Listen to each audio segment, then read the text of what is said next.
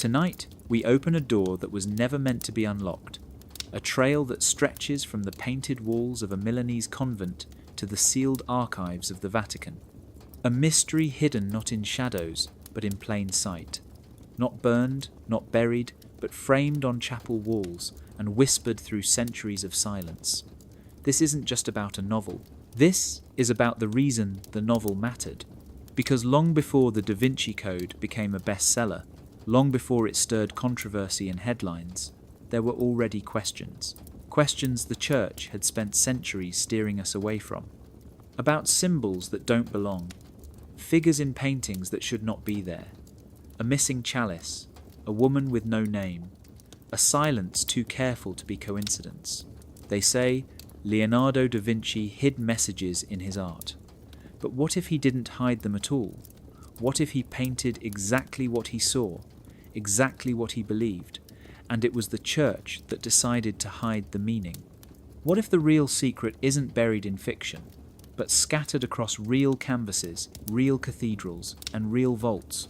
For generations, artists, architects, and philosophers have been part of something deeper, not a conspiracy, a conversation, quiet, precise, and dangerous. About bloodlines that were erased, texts that were sealed, and a truth that did not fit the version of history Rome chose to write. Some say the Da Vinci Code was just entertainment. But why did it provoke such a fierce response? Why did cardinals denounce it? Why did scholars scramble to discredit it before most had even finished reading it? What if the fiction came a little too close to a truth that still scares them? A truth not about one man or one woman, but about what was edited out of the story. About why geometry matters. Why gestures repeat. Why certain names fade from scripture while others are carved in stone. This is not a theory, it is a pattern. It is continuity disguised as coincidence. And it leads to a question the Church has never answered. What was Leonardo really painting? Who was he painting it for? And what happens if we finally learn how to see it? Before we begin, take a moment to like the video and subscribe, because tonight we're not chasing fiction, we're tracing echoes, through vaults, through veils, through the silence between the brushstrokes. This is not about proving a novel right, it's about asking why the Vatican worked so hard to prove it wrong, and maybe, just maybe, uncovering what they were hoping you'd never look for in the first place. Because the real story was never on the page. It was in the art, it was in the silence, and it was always watching. We begin with a mystery that starts not in the past, but in the middle of the night. The streets of Rome are quiet, the kind of silence that feels heavy, like the city itself is holding its breath. A single knock echoes through a marble hallway. A messenger stands beneath the shadow of St. Peter's dome, holding an envelope sealed with red wax. No return address, no name. Only one word written across the front in careful ink, Leonardo. Inside the envelope is a letter, faded and strange, written in mirrored handwriting that can only be read with a reflection. It speaks of a secret message hidden in Leonardo da Vinci's paintings, a message the Vatican has kept buried for over 500 years. A message about blood, lineage, and forbidden knowledge. The kind of truth that could rewrite everything we think we know about faith and history. The letter is handed to a quiet archivist who works deep within the Vatican's underground library. He opens it under candlelight, and as the words come into view, his hands begin to shake. The letter claims that Leonardo's art was never just art. It was a code. Each gesture, each shadow, every angle and colour, designed to hide a message that only those who knew where to look could understand. According to the writer, this secret wasn't about treasure or fame. It was about identity, about who was left out of the story, about who was erased. Somewhere between the brushstrokes of the Last Supper, the letter says, Leonardo hid a truth so dangerous that the Church built an entire history to cover it. A truth that would reveal the hidden bloodline of Jesus himself. The archivist reads the words again, unsure if it's madness or revelation. The letter is signed with a symbol, a circle with a cross inside. and the Latin phrase veritas sanguinis, the truth of blood. By morning, the letter is gone. Erased from the logbook, its existence denied, as if it never arrived at all. But a copy remains, hidden inside a worn notebook found years later in the private collection of a disillusioned priest. Its words are simple, almost pleading, look beneath the paint, and that is where our story begins. Before there was a novel, before there was a movie, before the world turned Leonardo into a mystery to solve, there were whispers in the Vatican. Whispers of paintings that spoke in silence. Whispers of an artist who painted what the church feared most, a truth that could not be controlled. Maybe that's why they called him heretic. Maybe that's why his notebooks were hidden. Or maybe he knew something we were never meant to see. Tonight, we open that envelope again. We look at the paintings, not as art, but as testimony. And we ask the question no one dares to.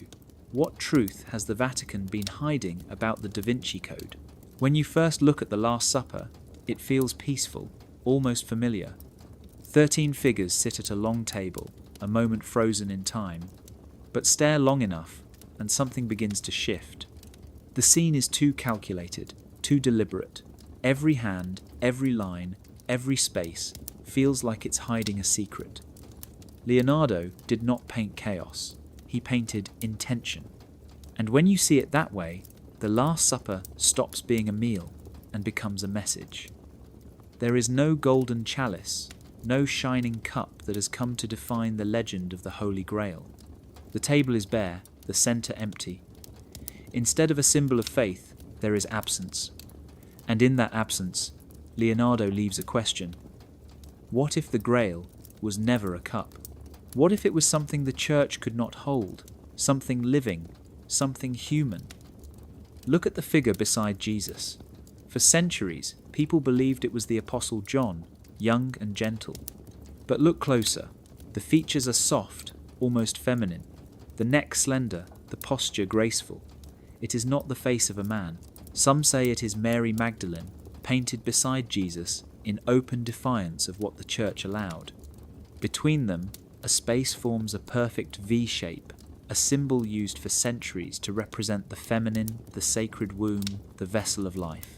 Leonardo carved it right into the center of one of Christianity's holiest moments, and somehow no one noticed. Or maybe they did, and chose not to speak. The geometry of the scene is equally strange. Every group of 3 disciples forms a triangle, echoing the divine Trinity. But Jesus stands at the center of an invisible pyramid, his body forming the axis between heaven and earth. To his right and left, chaos unfolds. Hands reach, voices clash, eyes turn in disbelief. Yet in the middle of it all, he remains calm, serene, balanced. The still point in a storm of symbols. Even the background speaks. The windows behind Jesus open onto a sky of perfect perspective, light flooding through as if he is both man and portal, body and passage. For Leonardo, light was not just illumination, it was revelation. And if you trace the perspective lines, they all lead to one thing, his face. The geometry demands that the viewer's eyes return again and again to him, the human embodiment of divine order. But beside him sits a void, a missing figure that feels both erased and eternal. Historians have long said the painting was damaged, its meaning lost. But maybe the silence is the message. Maybe Leonardo wanted us to notice what was missing, because silence, when placed carefully, speaks louder than any color or sound. The Last Supper refuses to stay still. It breathes, it hums, it waits. It is not a picture of faith. It is a riddle of power, a map of what was taken out of the story. Leonardo painted it not for priests, but for those willing to see beyond the surface. Those who understand that sometimes the truth doesn't hide in the shadows. It hides in plain sight, right between the lines. In the spring of 1937, something extraordinary happened inside the walls of Catholic churches across Germany. On a single Sunday morning, a document titled mit brennender Sorge, which means with burning concern, was read aloud from the pulpit. The priests held the papers with shaking hands, not from the weight of faith, but from fear. The letter had been smuggled across borders, copied in secret, hidden in hay carts, and printed on stolen presses. Every page was a risk, every word an act of defiance. It was written not in Latin, the traditional language of the Church, but in German, so that ordinary people could hear it and understand. It was a message meant not for priests or scholars, but for the hearts of believers. The encyclical condemned the rising power that had begun to twist faith into something unrecognizable. It spoke against a new state ideology that replaced God with blood, race, and nation. The Vatican called it a pagan deception. The letter warned that when humans worship the state instead of the divine, they lose their soul. The words struck like thunder, but they also carried danger.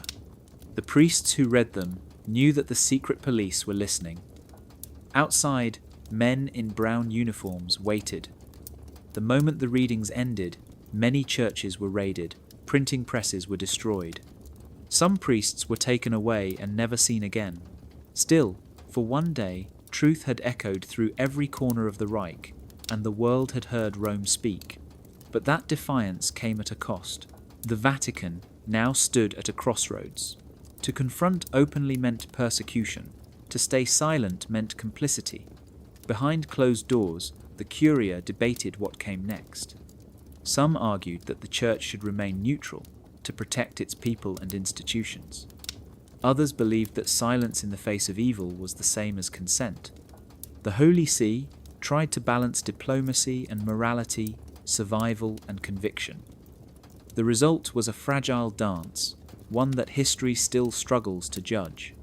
Mit brennender Sorge remains one of the most daring documents ever issued by the Vatican in modern times. It was not perfect, and it did not stop the horrors that followed, but it revealed something important. Beneath centuries of politics and ritual, the Church still had a voice that could shake empires, if it chose to use it. The story of that Sunday shows how fragile courage can be when faith and fear collide. It reminds us that truth often arrives, smuggled, whispered, and at great cost. Leonardo hid his truths in paintings. These men hid theirs in words. Both knew that light cannot stay buried forever. In the quiet after the reading, as the candles burned low, one could almost feel the tension between heaven and earth. The Church had spoken once, clearly, and then fell silent again. But the echo of that voice, the burning concern it carried, still lingers.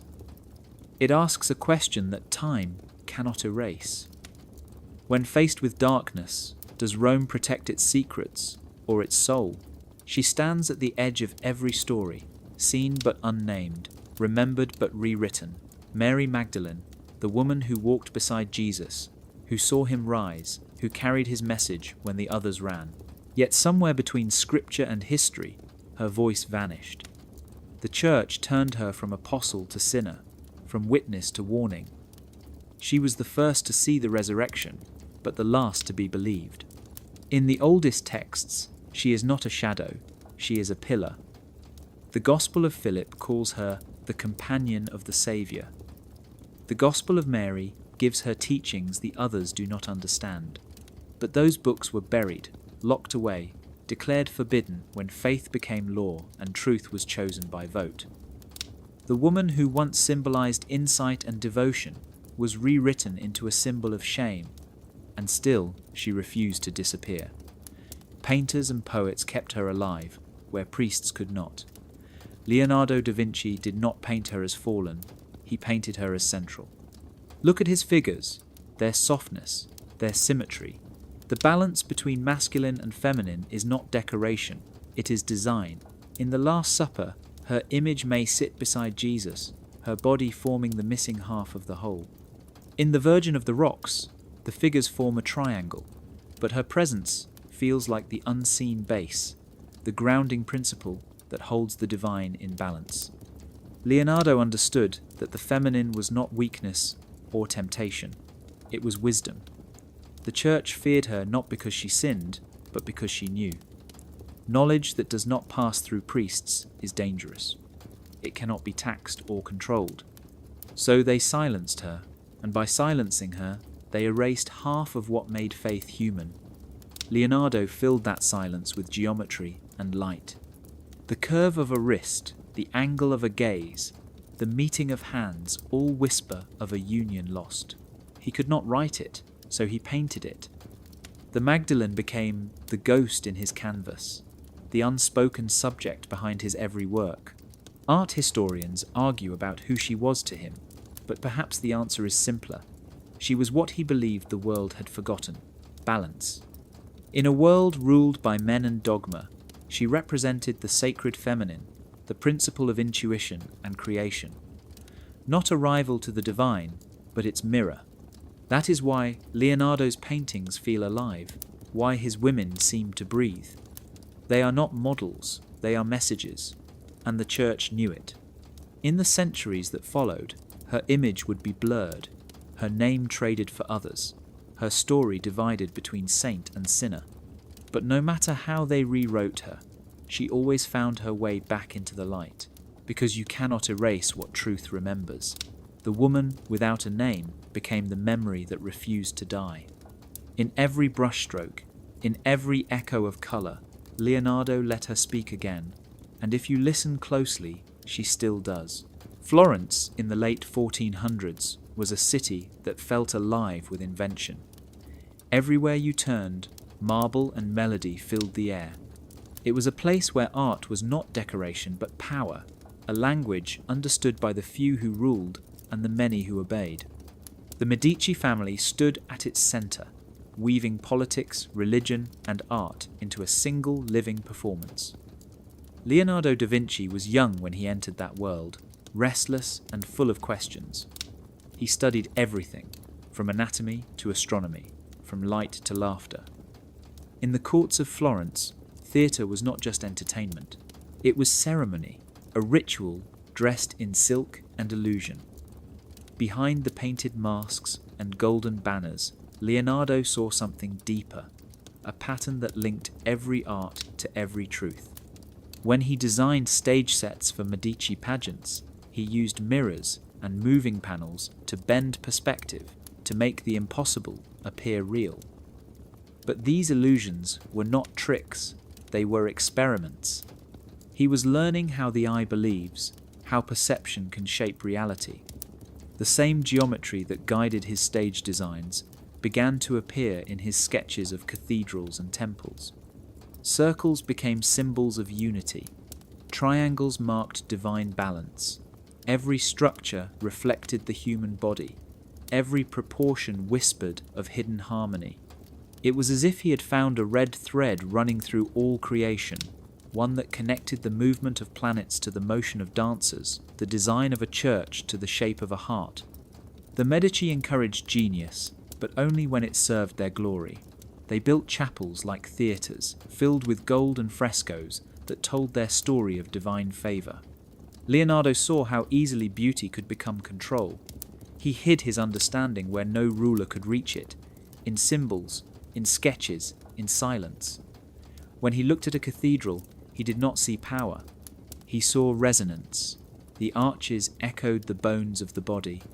The altar mirrored the heart. The dome reached like thought itself, a bridge between matter and spirit. What the church called sacred architecture, he saw as sacred anatomy. The same mathematics that built their altars also built the stars. Leonardo called it the harmony of proportion. To him, creation was not divided between heaven and earth. It was one continuous pattern, one living diagram of balance. But the more he saw, the more he realized that the church used this harmony to build authority, to control meaning. So he began to paint the truth in secret, using proportion not to glorify God, but to reveal that the divine was already within man. The red thread of Florence was not only blood or lineage, it was knowledge, winding its way through art, science, and faith, tying them together in silence. And centuries later, if you trace it carefully, That same thread runs from the cathedrals of Florence to the hidden codes in his paintings, a message that whispers still. Creation and creator were never separate. If you ever see Leonardo da Vinci's notebooks, the first thing you notice is how strange they look. His words run from right to left, written backwards like a reflection in glass. To read them, you need a mirror. For centuries, scholars said he did this because he was left-handed, that it kept the ink from smudging. But that explanation feels too easy. Leonardo never did anything by accident. Every line he drew, every number he calculated, carried purpose. So why write a lifetime of thoughts in a language that hides itself unless reflected? Maybe the question is not how, but who. Who was he hiding from, and who did he want to see? Florence and Milan in his time were not safe places for dangerous ideas. The church watched everything. To question creation was to question the creator. To explore anatomy, astronomy, or the secrets of proportion was to walk a line between wonder and heresy.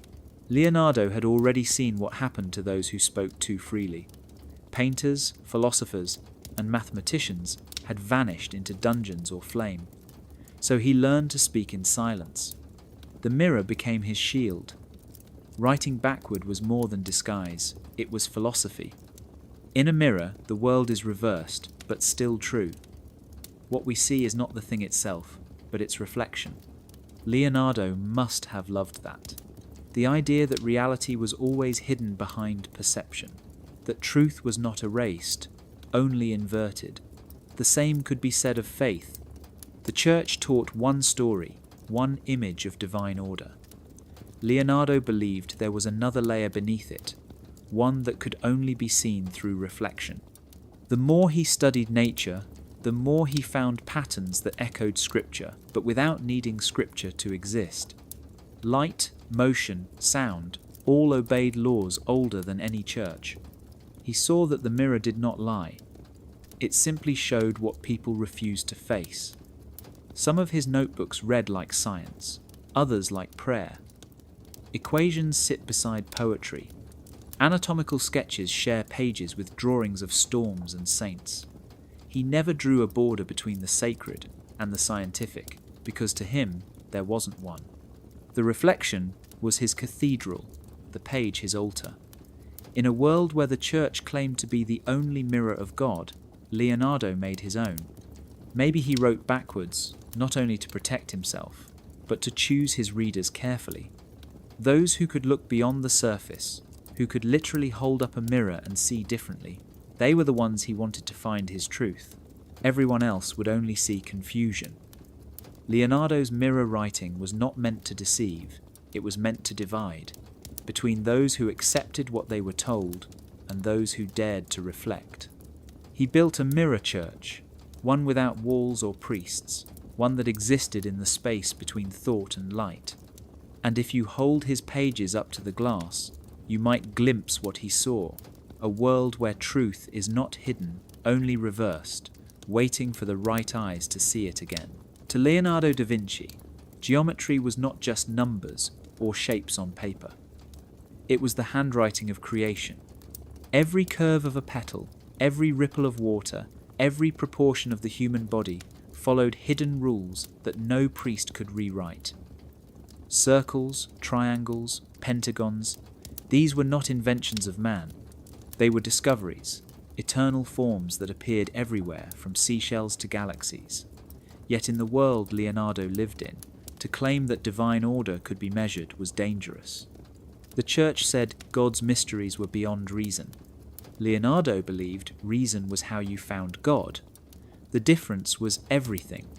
In his sketches, you find the golden ratio, that strange number that appears in the spirals of flowers, in the shells of snails, even in the bones of your hand. He called it divine proportion, the geometry of beauty. To him, it proved that the universe was not chaos, but art. But hidden inside that belief was a challenge to power. If creation could be understood through math, then faith no longer needed a gatekeeper. The artist, the scientist, and the believer were all one. The Church feared that kind of unity because it erased the hierarchy between heaven and earth. So geometry became a kind of heresy. The pentagon, the circle within a circle, the vesica piscis, all of these symbols carried meanings older than Christianity. The vesica, the almond shape formed by overlapping circles, was an ancient sign of life and balance, long before it became the outline for halos and church windows. Leonardo used it again and again, not just as design, but as declaration. It said, "The divine was not above us, but within us." His paintings, especially his Sacra Conversazione, those calm, holy scenes filled with impossible harmony, are built like coded equations. Every hand, every shadow, every angle obeys proportions so precise it feels supernatural. But it is not magic, it is mathematics. He knew that when you use perfect proportion, the mind recognizes something deeper than beauty. It recognizes truth.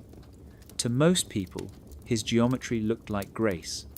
To the Church, it looked like rebellion, because geometry speaks a language that cannot be censored.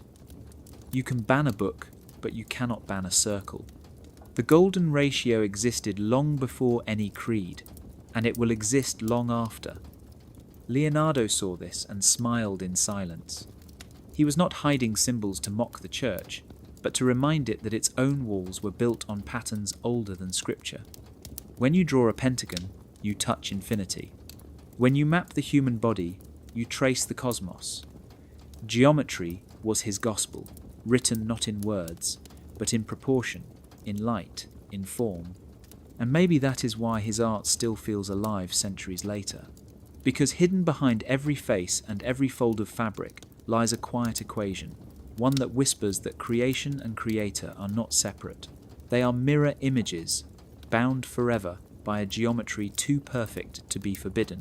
When people first look at Leonardo da Vinci's The Last Supper, they expect to see the famous cup, the Holy Grail, the chalice that has haunted myths, poems, and secret societies for centuries. But it isn't there. On the long table where Jesus and his disciples sit, there are plates, bread, and wine, yet no central cup, no shining vessel for the blood of Christ. For a painting that changed the way the world imagined that moment, its silence is almost too loud. Why did Leonardo leave it out? Maybe the better question is, what took its place? In the middle of the table, right where a cup should be, there is a triangle of empty space. The negative space between Jesus and the figure beside him forms a perfect V shape, like a vessel turned upside down. That shape has a name. It is the ancient symbol of the feminine, the womb, the source of life. And the figure sitting beside Jesus, calm, delicate, often mistaken for a young man, looks almost too gentle to be one of the 12 apostles. Many believe it is Mary Magdalene. If that is true, then Leonardo did not remove the chalice. He replaced it. The missing cup became a living symbol, not of blood in a vessel, but of sacred union between spirit and flesh, between the divine and the human. The Grail was not an object, it was a person. To hide this idea in a church commission was an act of quiet rebellion. The painting had to please priests and patrons, but Leonardo knew how to speak in silence. He used space like words. Where others saw a feast, he built a code. The hands of the figures form a pattern, spreading apart from the center, framing the invisible cup.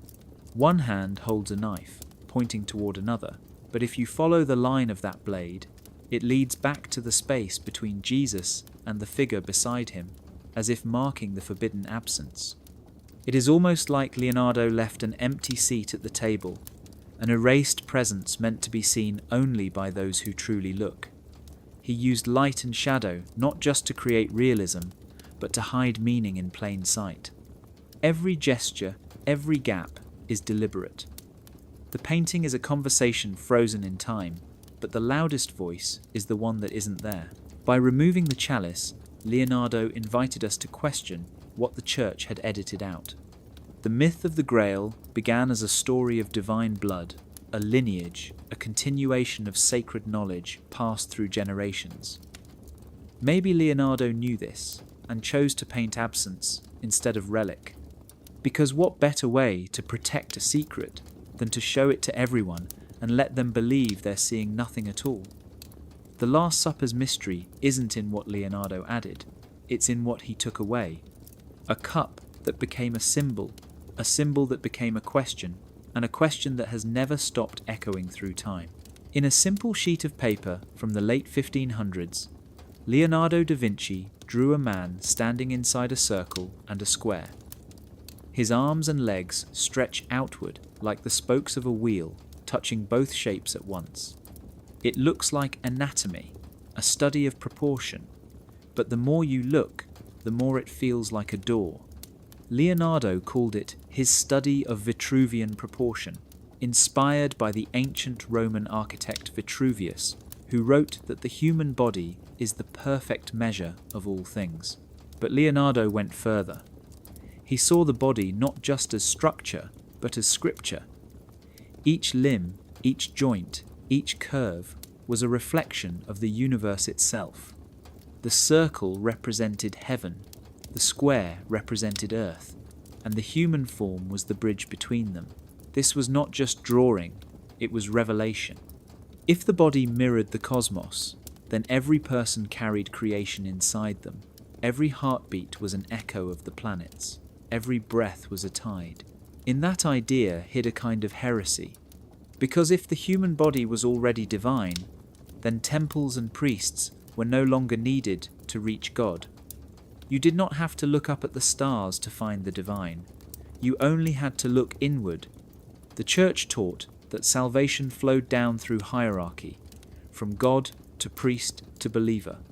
Leonardo's man stood alone, balanced perfectly in the center of his own universe. That was the dangerous part. His Vitruvian figure was not worshipping, it was awakening. He used geometry as proof. The ratio of the navel to the height, the reach of the arms to the span of the shoulders, these were not random. They matched the same mathematical harmonies found in music, architecture, and nature. The proportions that made the human body beautiful were the same ones that made cathedrals rise and planets orbit. To Leonardo, that meant the blueprint of creation was written into us. We were not separate from it, we were it. He drew the figure naked, not to provoke, but to reveal. Without robes, crowns, or symbols, humanity stood equal before the cosmos, perfect in design. A theology of flesh disguised as art. To most who saw it, the sketch was harmless, a study of symmetry, a work of science. But those who understood geometry's language saw what he was saying beneath the ink, that the divine was self-sustaining, that the universe did not bow to religion, it was the religion. Leonardo turned a mathematical diagram into a map for liberation. The Vitruvian man was not just an image, it was a mirror. It asked the simplest and most dangerous question of all. If the body itself is a temple, then what need is there for walls, or altars, or priests to stand between man and the infinite? The answer was there all along, balanced quietly in the center of a circle and a square, waiting for the world to remember. When the printing press began to hum across Europe in the 1500s, the world changed faster than the Church could control it. Words that had once taken months to copy by hand could now spread in a single night. Ideas no longer belonged only to monks or kings. They belonged to anyone who could read. To the Vatican, this was not progress. It was rebellion made of ink. So they created a list. A growing document called the Index of Forbidden Books. Every title on it was declared dangerous. Some questioned the Church's authority. Others dared to explore science or philosophy without permission. A few simply spoke too beautifully about freedom. It started small, but soon the list grew into a shadow library of everything humanity was not supposed to know. Yet the harder they tried to silence those ideas, the louder they became. Books were smuggled under false covers, philosophers wrote under fake names, and artists, unable to write openly, began to paint what could not be printed. The canvas became a hiding place for thought. A painting of saints might secretly echo a banned text. A fresco might carry symbols copied from a forbidden manuscript. Leonardo's followers learned the code well. When a page could be burned, an image could survive. The church could watch over words, but it could not read pictures the way artists could write them. Every gesture, every colour, every shape could carry meaning no priest could erase. Art became a quiet choir, singing truths no one was allowed to say aloud. In Florence, a painter might hide a compass inside a halo. In Venice, an engraver might disguise a pagan goddess as a saint. Even architecture joined the rebellion. Cathedral floors were laid with patterns that mirrored ancient geometry, whispering the same message again and again. Knowledge does not die. The Index tried to turn curiosity into sin, but it only proved how powerful curiosity was. People began to read in secret, to gather at night by candlelight, passing pages like relics. They knew that every banned book carried a spark, and every spark carried danger, but they read anyway, because silence had become unbearable. Leonardo once wrote that painting is a kind of poetry seen but not heard. During the age of censorship, it became a weapon disguised as devotion. The more the church forbade, the more artists learned to hide truth inside beauty. By the late 16th century, the Index had become a graveyard of genius. Galileo, Copernicus, Descartes, names that would later define the modern world, were once buried there. But even in silence they spoke. Their ideas survived in art, in song, in architecture, carried forward by hands that refused to forget. The choir of silent books never stopped singing. Its voice echoed in the colours of stained glass and the arches of hidden chapels. It sang of memory, of freedom, of thought too bright to burn. And centuries later, if you listen closely, you can still hear it, the soft rustle of pages that were never meant to be closed. There is a theory that runs quietly beneath Leonardo da Vinci's paintings, a whisper that connects his women, his symbols, and his silence. It is called the Magdalene hypothesis. It begins with a question no one dared ask for centuries. What if Christianity once held a balance between the masculine and the feminine, and what if that balance was broken on purpose? In Leonardo's work, that broken harmony seems to return. His art does not preach salvation through priests or rituals. It speaks of gnosis, knowledge through experience, a direct understanding of the divine, found not in temples, but in the meeting of opposites. The sacred feminine, long buried beneath doctrine, breathes again through his brush. Look closely at the Last Supper. The figure beside Jesus is softer, luminous, hands folded inward, like prayer, eyes lowered, not in submission, but in calm knowing. The space between them forms a V, the ancient symbol of creation, the feminine principle. It is not an accident. In the Virgin of the Rocks, the same triangle appears, the same flow between figures, an invisible pulse of union. These compositions are not random, they are geometry made of belief. In the centre, the divine masculine, radiant but incomplete. Around him, the feminine, nurturing, grounding, returning spirit to form. Together, they make balance.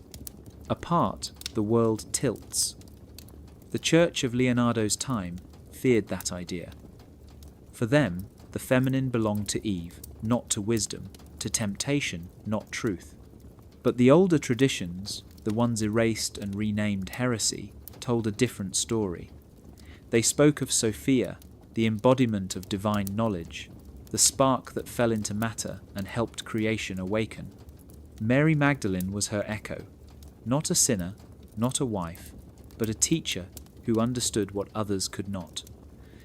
When Leonardo painted, he seemed to remember her. His women are not ornaments. They hold secrets in their expressions, their eyes knowing, their hands forming shapes of blessing and protection. Even the light that touches them feels sacred, as if revealing a presence long hidden. In his notebooks, Leonardo writes about the harmony of opposites, the way light needs shadow, the way sound depends on silence, the same principle shapes his view of the divine. To know God, you must know both sides of creation. That is gnosis, not faith in words, but understanding in union. The Magdalene hypothesis suggests Leonardo encoded this message across his work, building a secret theology that restored what the Church removed. Salvation was never meant to come from hierarchy, but from reunion, the merging of mind and heart, reason and intuition, male and female. It was not rebellion, it was remembrance. Leonardo could not say it openly, but his art said it for him. In every smile, every curve, every hidden symbol, he rebuilt the balance of heaven and earth. The Magdalene was not lost.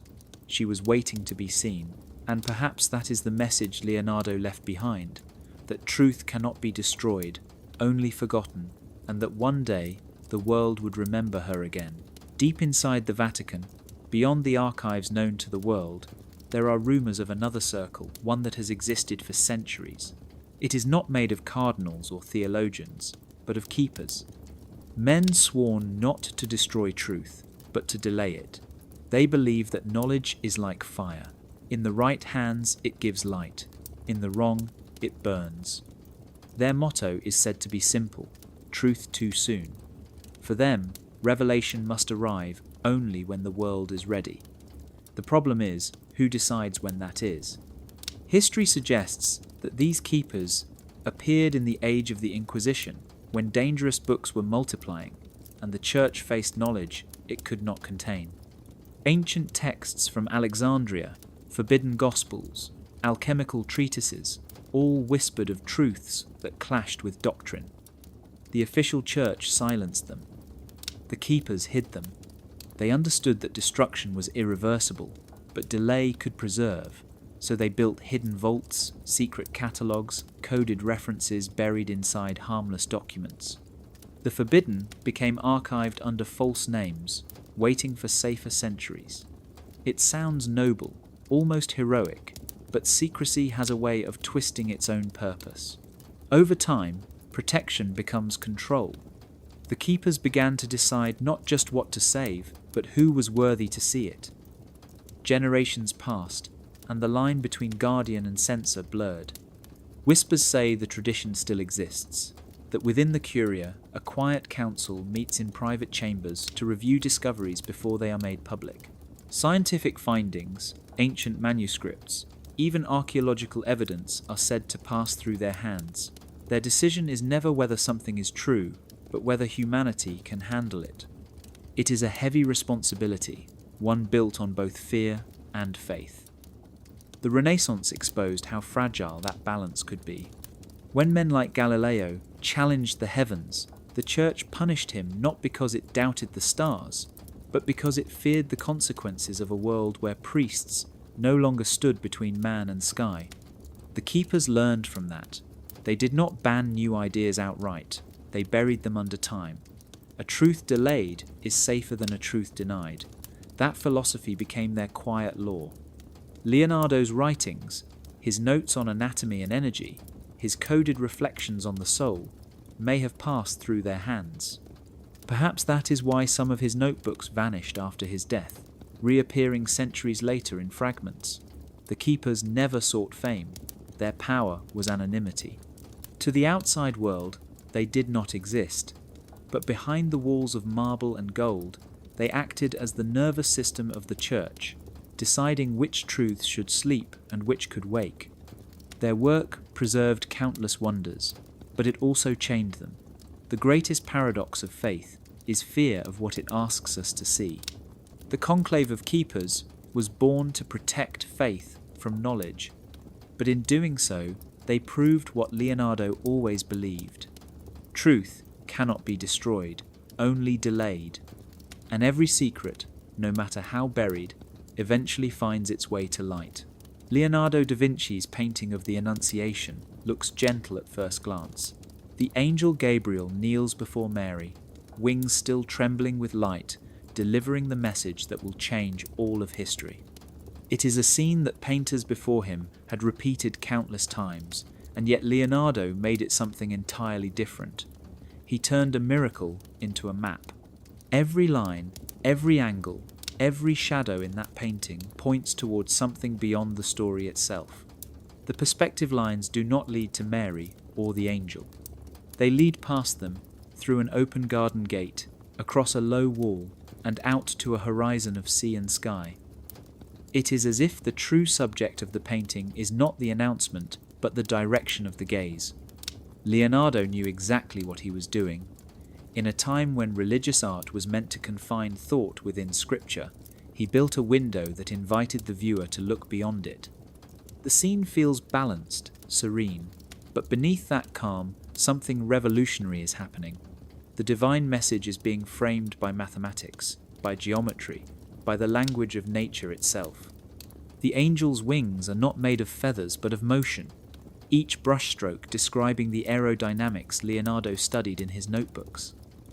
The folds of Mary's robe reflect his experiments with light and fabric. Even the architecture behind them bends to his rules of perspective, creating a reality that feels more precise than sacred. But then, just beyond the figures, the eye meets the horizon, a thin band of blue that seems to stretch into infinity. It is a horizon that should not exist in a purely spiritual painting, and yet it dominates the composition. The light from that open space floods the scene, suggesting a truth that does not end at the edge of faith. Leonardo's Mary is not looking at the angel. Her gaze drifts toward that same horizon, as though she hears another voice calling her forward. In that single glance, Leonardo transforms her from passive receiver to conscious participant, someone who understands the weight of what she is being told. It is subtle, but deeply human. The Annunciation is no longer a miracle descending from heaven. It becomes a moment of awareness, a meeting between divine possibility and free will. Leonardo's horizon becomes a symbol of liberation, a quietly subversive exit sign painted in plain sight. For centuries, art confined God to churches and icons, but Leonardo placed him in the distance, in the light of the world itself. The message was dangerous in its simplicity. Look beyond. The divine does not live only in temples, but in the endless horizon of discovery. That is why this painting feels alive. It is not just about faith, but curiosity, the courage to look past what is known. The Annunciation's horizon is not an ending, it is a beginning. Leonardo's way of saying that revelation is not confined to the words of angels. It continues in the eyes of those who dare to see further than the frame allows. Leonardo da Vinci's Adoration of the Magi looks more like a dream half remembered than a finished painting. The figures emerge from shadows, frozen in gestures that feel both alive and incomplete. There are outlines of faces, faint sketches of hands reaching toward the child, and behind them, a swirl of scaffolds and crumbling arches. It is a temple under renovation, but also under ruin. The background feels like time itself breaking apart, as if the world is still deciding whether to build or to fall. Leonardo never finished this work, yet in its unfinished state it may reveal more about his mind than any of his polished masterpieces. The Magi kneel before the infant Christ, but the setting is strange. It is not Bethlehem. It feels like a city between worlds, ancient and new, sacred and decaying. Columns rise only halfway, stairways end in air, and workers seem to rebuild what has already collapsed. It is a place where faith is still being constructed. Leonardo was only in his 20s when he began this painting for the monks of San Donato. They expected a vision of devotion, a scene of pure worship. What he gave them instead was a question. The unfinished temple behind the holy figures feels symbolic, as though he is painting theology mid-edit. Perhaps he was asking if humanity's understanding of the divine was itself a work in progress, built on scaffolding that could crumble or rise, depending on what we learned next. The faces in the crowd are full of awe, confusion, even doubt. They are not just witnesses, they are thinkers, reacting not only with faith, but with wonder. The infant in Mary's arms is the calm center of chaos, surrounded by men who see a miracle but cannot agree on what it means. Leonardo loved opposites, and this painting is filled with them. Construction and collapse, devotion and disbelief, the sacred surrounded by the secular, the magi, symbols of ancient wisdom, bow before a child, while behind them philosophers gesture and debate. It is as if the entire human story has gathered in one moment, not to worship blindly, but to understand. The unfinished quality of the painting adds to its mystery. Some say Leonardo abandoned it when he moved to Milan. Others believe he stopped because the church did not approve of what he was trying to say. But maybe he never intended to finish it. Maybe it was meant to remain open, a visual metaphor for an unfinished faith. The arch's left incomplete mirror the human search for meaning, always reaching upward, never fully built. The adoration of the Magi feels like a mirror of Leonardo himself, a man caught between belief and knowledge, art and science, heaven and earth. It is a painting of interruption, a holy scene paused mid-thought, and perhaps that is its message, that truth is never finished, only revealed in fragments. The temple behind the Magi still stands in half-light, waiting for someone brave enough to continue building what Leonardo began, the idea that faith itself is a masterpiece forever under construction. In the quiet corners of Leonardo da Vinci's life, there is one figure who never fully steps into the light. His name was Gian Giacomo Caprotti, but Leonardo called him Salai, meaning little devil. He entered Leonardo's home as a child apprentice in the year 1490, and for the next 30 years he became the painter's shadow. Salai appears everywhere and nowhere. His name surfaces in notes about broken brushes and missing coins, yet his face lingers in Leonardo's art, subtle, shape-shifting, eternal. He was student, assistant, companion, and muse, a living palimpsest on whom Leonardo wrote and rewrote his ideas of beauty. The boy grew into a man of contradictions, described by others as mischievous and wild, yet in Leonardo's sketches, his features soften into something almost angelic. Many believe that Salai's face became the foundation for some of Leonardo's most mysterious works, including St. John the Baptist and even the Mona Lisa. Both figures share the same half-smile, the same androgynous grace that defies gender, time, and definition. To look at them is to see familiarity blurred into myth. It is as if Leonardo used Salai not to portray a person, but to express a truth about human duality, the balance between light and shadow that fascinated him endlessly. Salai's presence in Leonardo's studio was not just physical. He was part of a network of minds that functioned like a whisper chain of forbidden knowledge. The workshop was more than a place of art. It was a sanctuary for dangerous ideas. Anatomical studies, coded geometry, and theological sketches lay side by side with portraits and inventions. The line between science and faith dissolved beneath Leonardo's hand, and Salai watched it all unfold. He learned not just how to paint, but how to hide meaning in plain sight. Through him, the language of secrecy continued. The artists who came after Leonardo whispered that Salai inherited more than his master's tools. He carried fragments of his notebooks, pages that disappeared after Leonardo's death. Some of those pages have never been found. When the French king acquired Leonardo's works, it was said that Salai still held pieces of the collection, sketches that contained theories too strange to publish. Whether he guarded them or sold them, no one knows. Salai died violently in Milan years later, leaving behind only rumours and unfinished paintings of his own. But his shadow remains, woven into Leonardo's legacy. The faces that echo him seem to watch us still, their smiles unreadable, their eyes holding secrets older than the canvas. Salai's life blurs the line between fact and fable, just as Leonardo intended.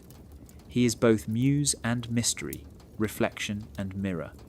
The Apprentice became the symbol of Leonardo's deepest philosophy, that creation itself is a dialogue between opposites, between artist and subject, between knowledge and love.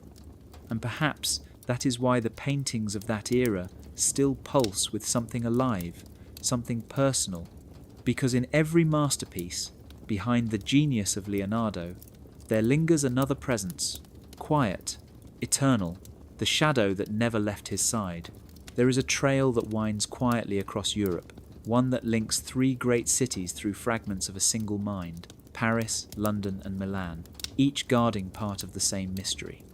Within their libraries lie the surviving notebooks of Leonardo da Vinci, pages filled with sketches, numbers, and words written backward in his mirrored hand. They are scattered like pieces of a lost constellation. The Louvre holds volumes of his scientific observations.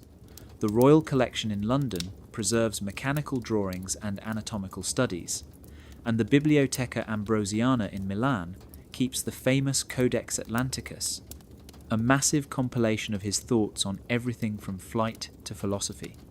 But when scholars compared them closely, they found something strange. Whole sections are missing, the same pages absent in each city, as if cut away on purpose. The missing folios form gaps too precise to be coincidence. Notes that reference experiments with light, sound, and the motion of energy appear to end mid-thought. The next page gone. It is as though someone wanted to silence a single subject across every archive at once. Some say the pages were lost through time. Others whisper they were removed deliberately, long ago, by those who feared what they contained. The missing folios are sometimes called the ghost pages of Leonardo, the invisible core of his secret studies. They seem to deal with a concept he called the anima mundi, the world soul, an energy that connects all living things. He wrote that the body of man mirrors the body of the earth, that rivers flow like veins, that air moves like breath. To him, the world itself was alive, and to understand it was to understand the divine through nature, not through doctrine. That idea was heresy in his time. To claim that spirit lived in matter was to suggest that God and creation were one and the same. Perhaps that is why those pages vanished. In Paris, curators noticed faint numbering where pages should be. In London, a curator described marginal notes that reference a lost companion text. And in Milan, early inventories of the Codex list folios that no longer exist. The pattern is too neat to ignore. The same thought interrupted in 3 different vaults. It feels like a conversation cut short across centuries. Who took them and why? Some believe the missing notes were locked away in the Vatican's secret archives. Others think they were hidden by collectors who understood their danger. Leonardo's mind could turn symbols into systems, art into science. He was building a bridge between physics and metaphysics, centuries before those words existed. To complete that work might have changed how humanity saw the universe. Paris holds his beauty, London his logic, Milan his vision, but the heart of it all, the forbidden pages, remain in shadow. The trail of the missing folios is more than a puzzle of history. It is a reminder that knowledge, once divided, loses its voice. Only when the fragments are reunited can we see what Leonardo saw, a universe not ruled by separation, but by connection.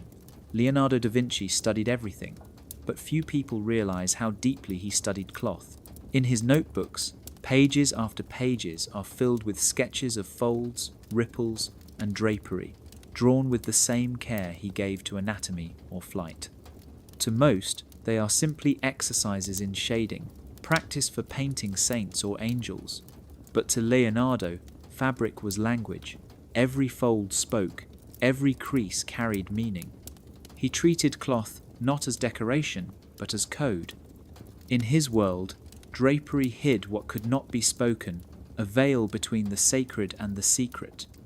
The cipher of cloth is what some scholars call it now, a pattern that runs through his paintings, where fabric seems to move with purpose, almost like script written in silk. The folds twist and flow like water, forming shapes that echo symbols of birth, concealment, and transformation.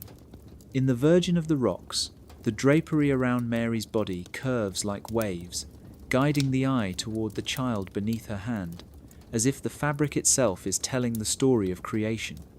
In St. John the Baptist, the folds spiral inward, like a vortex drawing the viewer toward hidden knowledge. Even in the Mona Lisa, the veil that covers her shoulder catches light in a way that feels deliberate, half revelation, half disguise. Leonardo knew that fabric had power. In the church, it marked holiness. In courts, it marked status. To cover or uncover was to reveal truth or hide it. He turned that idea into a language of symbols, using cloth as a metaphor for the human condition. We are born wrapped in it, we live surrounded by it, and we are buried beneath it. It is both protection and prison. In his drawings, the folds resemble landscapes, valleys, and mountains formed by motion and gravity. He once wrote that drapery behaves like water, that it flows over the body as rivers flow over earth. To him, fabric mirrored life itself, shaping itself around what it could not change. Some believe he used the movement of cloth to encode more than observation. In certain sketches, the folds form hidden geometries, pentagons and spirals, symbols tied to his belief in universal proportion. Others notice shapes resembling letters or sigils, patterns that repeat across different works. If true, Leonardo was writing in cloth what he could not write in words, a language only visible to the trained eye. The cipher of cloth may have been his safest form of communication, a way to express ideas about birthright and divinity without fear of the Inquisition. The Church saw fabric as purity. Leonardo saw it as passage, the veil between body and spirit, life and death, seen and unseen. To him, to paint drapery was to explore the mystery of existence itself, to capture how the unseen moves through the visible. That is why his folds seem alive, as if they breathe. They are not just fabric, they are thought, and centuries later, they still whisper from the canvas, carrying messages the Church never knew how to read. There was a time when art spoke freely, when painters could mix philosophy and faith on the same canvas, when a cathedral's walls carried as many questions as they did prayers. But by the early 1500s, that freedom began to fade. The Church, shaken by reform, by science, and by whispers of heresy, decided it was time to take control. The Lateran councils, and later the Council of Trent, turned art into policy. From that point forward, every brushstroke would need permission. Every body, every gesture, every drop of blood painted on a wall had to follow rules written by men who feared what beauty could awaken. These councils were meant to preserve faith, but they also silenced it. They declared that artists must avoid confusion, must show holiness without desire, must paint saints without human weakness. To protect purity, they erased humanity.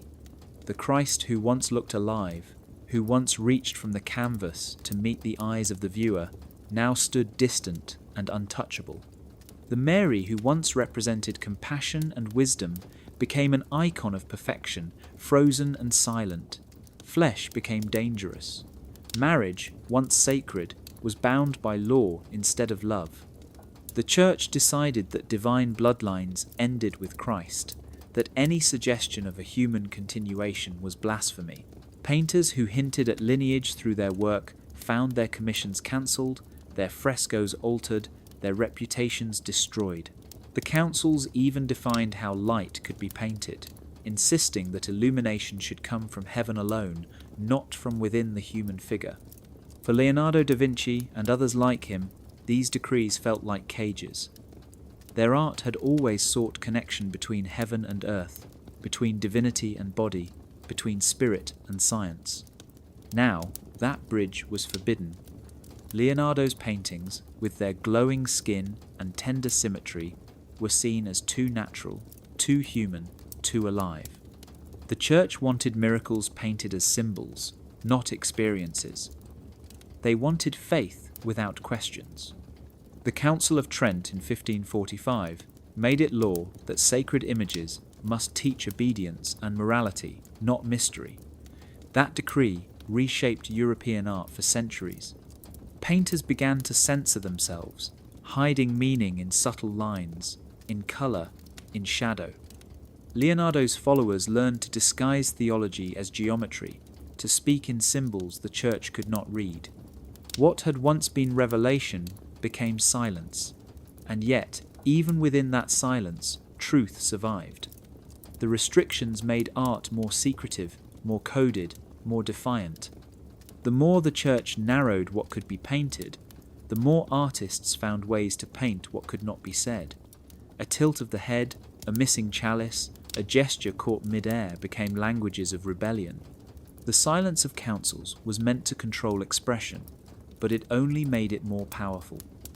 Every decree written to protect faith ended up revealing fear, the fear that divine truth might exist beyond permission. Leonardo understood this better than anyone. His art was never about rebellion for its own sake. It was about remembrance, about preserving the voice of creation itself when institutions tried to silence it. And even now, the walls they tried to quiet still speak. The story of the Priory of Sion has always hovered between myth and memory. Some call it one of history's most elegant hoaxes.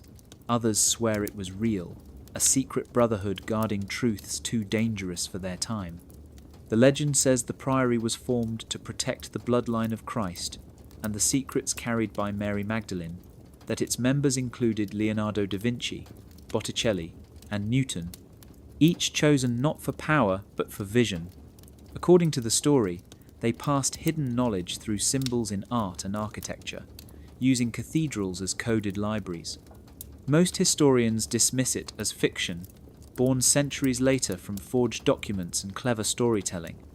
Yet when you strip away the fantasy, something remains. Because even if the Priory of Sion as a formal group never existed, the world it describes did. Across medieval and Renaissance Europe, there were guilds, orders, and circles that behaved exactly like the legend's keepers. Masons, painters, scholars, and patrons who worked quietly beneath the church's gaze, preserving knowledge that could not survive in the open. These guilds built cathedrals that were more than places of worship. They were repositories of geometry, astronomy, and philosophy, disguised as devotion. Every arch, every rose window, every carved figure on a pillar carried meaning beyond faith. The builders knew it, the artists knew it, and sometimes even the priests knew it but pretended not to. These were the true priories of Sion, not bound by name but by purpose. They existed to keep the memory of forbidden knowledge alive. The stonecutters used number and proportion to encode cosmic laws. The painters filled their frescoes with symbols of balance and rebirth. Patrons who commissioned their work often did so not only for faith but for legacy, ensuring their marks would whisper across centuries. Leonardo belonged to this world. His notebooks show the language of the builders, the same geometry found in Gothic cathedrals and Roman mosaics. He understood that art and architecture were ways of recording truths the church could not burn. It was safer to carve a secret into marble than to write it on paper. Over time, these circles faded, their names forgotten, their symbols absorbed into decoration. Yet the pattern never vanished. Wherever human thought was forced into silence, another hidden network rose to protect it. In that sense, the Priory of Sion is both fiction and fact. It is the myth that remembers what history forgets. A story standing in for all the unnamed keepers who risked everything to preserve knowledge across generations. They may not have called themselves guardians of the Grail, but they were guardians of something far more precious, memory. The idea that truth, once known, cannot be unlearned. Leonardo's work, with its quiet codes and mirrored words, is part of that legacy. He did not need to join a secret order to understand its mission. He lived it. The priory that wasn't still exists in the echoes of their work, in the buildings that breathe, in the paintings that still speak, and in the people who continue to look deeper, searching for the knowledge the world tried to forget.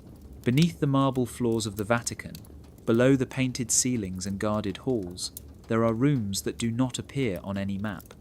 Archivists speak of one in particular, a chamber whispered about but never confirmed, known quietly among scholars as the Roman room with no key.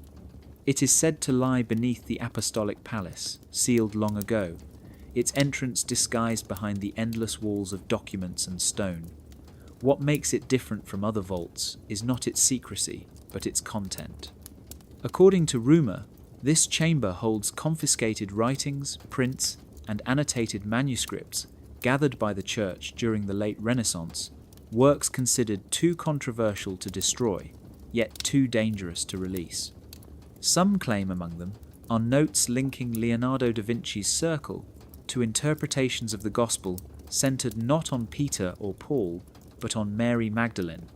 These marginalia speak of a faith built on knowledge and balance, not hierarchy and obedience, a reading that suggests the Church's earliest foundations were altered to silence the feminine voice at its heart.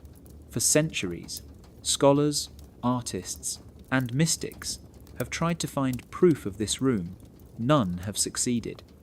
The Vatican denies its existence, though certain inventory records from the 1700s hint at locked collections described as documents non destinati alla lettura, writings not intended for reading. The phrase alone feels like an echo of Leonardo's world, where truth was often hidden in plain sight. If the Roman room exists, it would make sense that Leonardo's ideas and those of his students found their way there. The Church had long kept an eye on him, and after his death in 1519, many of his notebooks disappeared, resurfacing decades later, missing key pages. The Vatican's collectors were known to retrieve works that blurred theology and science, especially those suggesting that divine revelation could come from human understanding. Among the confiscated papers are said to be illustrated Gospels, with annotations about Magdalene as the true witness of resurrection, written in a mix of Latin, Greek, and Italian. Some references mention symbols drawn in the margins, the same star patterns and interlocking circles found in Leonardo's sketches of proportion. If true, they could link his philosophical art to a larger, hidden movement. The idea of a Magdalene-centered reading of Christianity was not entirely new, but in the 16th century it was heresy. To claim that the feminine aspect of divinity was equal to, or even necessary for salvation, challenged the entire structure of the Church. The keepers of the archives would have locked it away, not to erase it, but to postpone its reckoning. That is what the Roman room represents, not just secrecy, but delay, knowledge waiting for its time. Maybe that is why there is said to be no key, because the door is not meant to be opened by force, but by readiness. Whether it is legend or truth, the idea of that hidden room reminds us of something Leonardo himself believed, that what is locked away in darkness is not lost. It is only waiting for the light to change. Leonardo da Vinci saw movement where others saw stillness. To him, the world was not a collection of separate things, but a single living current. He watched how rivers bent through valleys, how smoke spiraled through air, how hair curled in wind, and he drew them all with the same hand.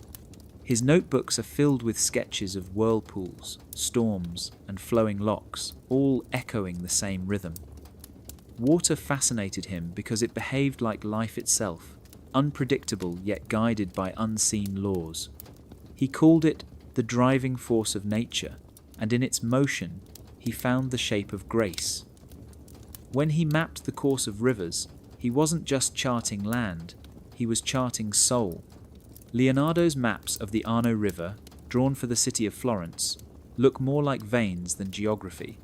The branches and tributaries resemble the vessels he studied in human anatomy. To him, the body of the earth and the body of man were mirrors. The heart pumped blood the way mountains poured rain. The sea breathed in waves the way lungs filled with air. Creation was a system of circulation, a divine design in constant motion. That idea became his theology, one without priests or borders. Grace, he believed, was not something handed down from above. It was something that flowed through all things, a continuous energy that connected heaven, earth, and every living being. Where the Church built hierarchies, Leonardo saw harmony. He believed that the universe moved like water, always seeking balance, always returning to its source. This is why his paintings feel alive. The curls of hair in the Mona Lisa, the rolling clouds in the background of the Madonna of the Rocks, even the folds of fabric around his figures all ripple with the same current. They are visual echoes of rivers and storms, symbols of the endless flow that sustains creation. He was mapping divinity through movement. In his notes, Leonardo wrote that water carries memory, that every drop remembers the ocean. It was his way of describing connection, the truth that all things, no matter how small, belong to something infinite. He saw God not as a ruler, but as the pulse within the current, the silent order behind the apparent chaos. To control water, he said, one must first understand its desire to move. Perhaps he saw the same truth in humanity. You cannot command the spirit. You can only guide it by understanding its nature. The Church feared this view because it replaced obedience with awareness. Leonardo's faith was fluid. It could not be contained in walls or words. It lived in observation, in flow, in transformation. He was a cartographer of souls, drawing invisible maps of how spirit travels through matter. To him, the sacred was not fixed in place, but forever moving, like a river shaping stone. And maybe that is the secret he left behind. That the divine is not reached by climbing upward, but by flowing inward, following the current of understanding until it leads you back to where all waters begin and all souls return. For centuries, people have searched for the Holy Grail as if it were a cup, a relic, or a treasure hidden in stone. Knights rode across continents to find it. Scholars traced it through myths and manuscripts. Yet, Leonardo da Vinci may have understood the Grail differently. To him, it was not an object at all. It was a pattern, a grammar of creation written into the language of art and proportion. In his world, everything sacred was structured by harmony. The ratio of the human body, the curve of a shell, the orbit of planets, all followed the same laws of proportion. This invisible order was his Grail, not a vessel of gold, but a system of truth, the key that connected spirit and form. Leonardo's notebooks are filled with geometric sketches, circles within squares, spirals within triangles, all drawn with the precision of someone decoding rather than inventing. He believed beauty was not random. It was evidence of divine logic, a language the universe spoke before words existed. This is why his paintings feel alive, why they seem to hum with meaning even when silent. Each line, each angle, each composition follows that grammar. The Last Supper, often searched for hidden symbols, reveals not a secret cup, but a mathematical conversation. The figures are arranged in groups of 3, balanced around a center that divides the painting with perfect symmetry. The space between Jesus and the figure beside him forms a V, the same shape as the vessel of creation. The architecture above mirrors it with an inverted arch, forming a union of opposites. It is a sentence written in proportion, where absence becomes as meaningful as presence. The same structure appears in his Madonna of the Rocks, in the circular framing of faces and the rhythmic gestures that lead the eye like music.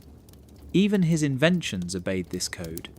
The machines, the flying devices, the city plans, all designed with the same balance of tension and release, expansion and containment. For Leonardo, this was the true Grail, a universal grammar that governed both art and existence. To understand it was to read the handwriting of God. The Church searched for relics to prove divinity. Leonardo searched for rules that revealed it. He saw the sacred not in miracles, but in mathematics, not in ritual, but in rhythm. The Grail was everywhere, hidden in the way rivers bend, in the spiral of hair, in the arc of wings. To possess it was not to hold a cup, but to comprehend connection, to see how everything flows into everything else. When he painted, he was not illustrating belief. He was composing it, writing theology in geometry and light. That is why his work endures, because it speaks the oldest language of all, one that every heart recognizes even if no one taught it. The Grail, as Leonardo understood, was never lost. It was never meant to be found, only remembered. It is the pattern that holds creation together, the grammar of grace written across every canvas and every soul.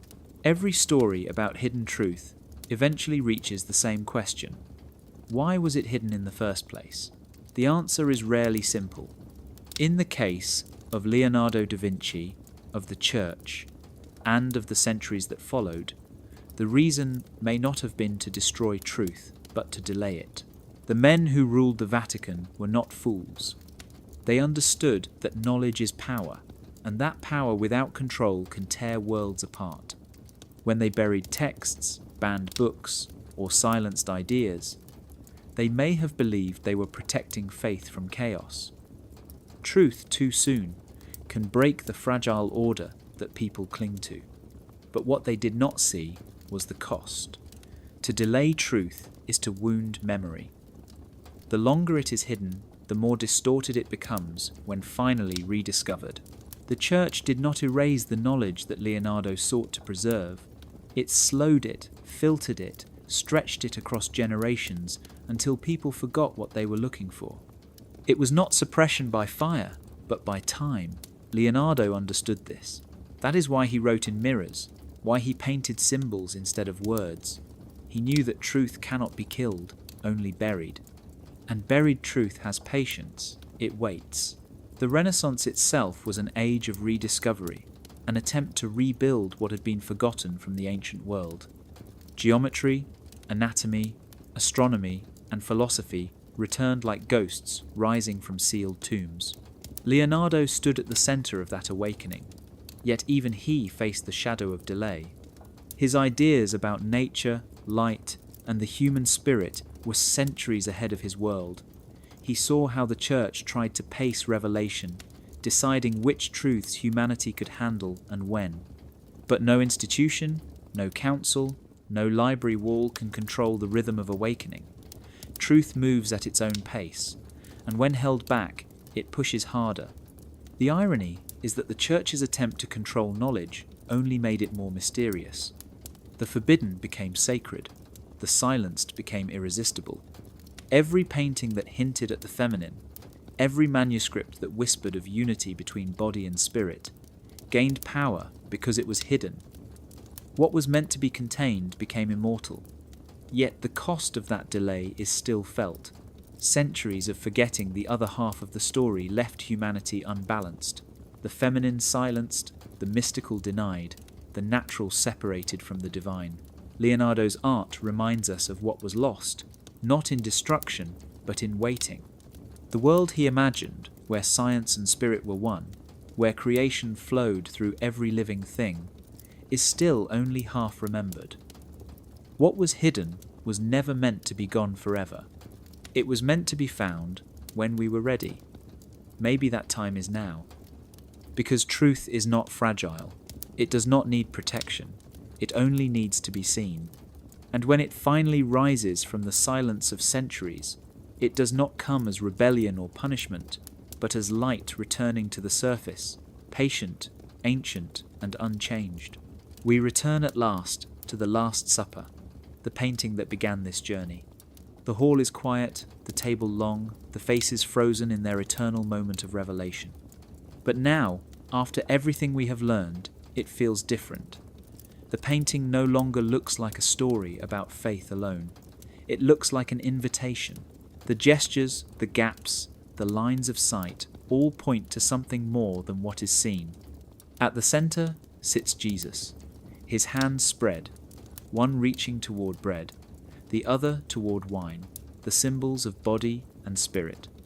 Beside him, the figure so often mistaken for a young man, perhaps Mary Magdalene, leans away, forming a sharp triangle of empty space.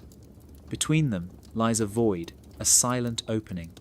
This is the doorway Leonardo built, a passage shaped not by color but by absence.